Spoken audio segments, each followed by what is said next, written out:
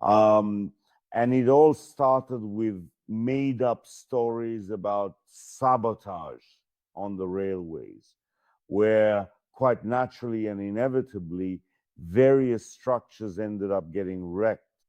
Well, in some places, overpasses collapsed. In others, it was railway equipment.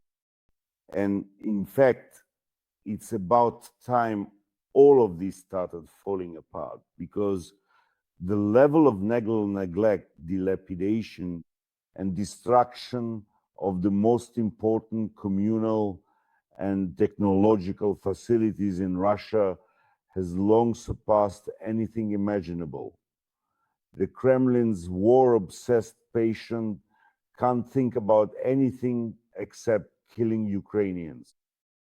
And the governors understand perfectly well that the measure of their performance is not the problems of their region, but solely how many of the local rabble they manage to send to the front. Well, as you know, the first to collapse was the overpass in Bryansk.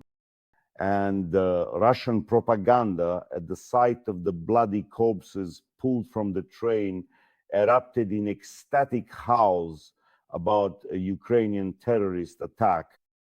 They called in journalists, but it quickly turned out that in fact there had been no terrorist attack at all. Things are generally going very badly with the governors.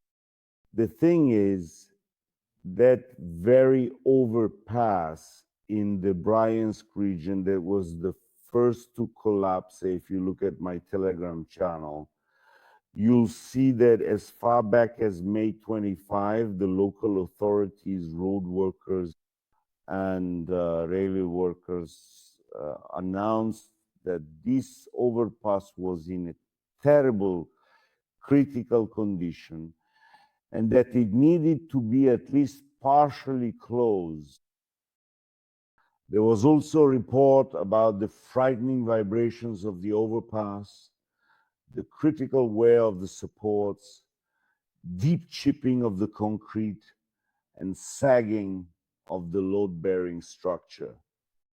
All of this was published in the local newspaper, in the local online publication Bryanskaya Ulitsa on May 25. And of course, what was bound to happen since the overpass was still being used did happen. It collapsed, burying part of a train that was passing underneath. But at first, though, for some reason, this was initially called an explosion. But later, in fact, including even the notoriously dishonest investigative committee, retracted their statements, since there were no traces of scattered debris, scorching, or what are known as explosive burns on the concrete, or pulverization of the concrete at the scene of the incident. Of course, none of that was found. Well, as for all the technical problems, honestly, it's long overdue. It's clear that Russia is the direct heir to fascism. It took fascism from Germany by winning the battle for fascism, but from the Third Reich, it basically inherited neither military skills nor industry, only malice and only a mania for grandeur. What they initially managed to take out of Germany has long since become obsolete and written off. Well then. So, what happened next? Well, of course, the enthusiasm about all these events started to fade. The press was driven out, and it turned out that indeed, for 5 years, the local population had been begging to close or repair that overpass where the accident happened. Well, then it closed on its own. In general, for anyone who's interested, it's useful to check the Telegram channel off the top of my head. I haven't listed nearly all the problems and accidents that have happened just recently, specifically on overpasses.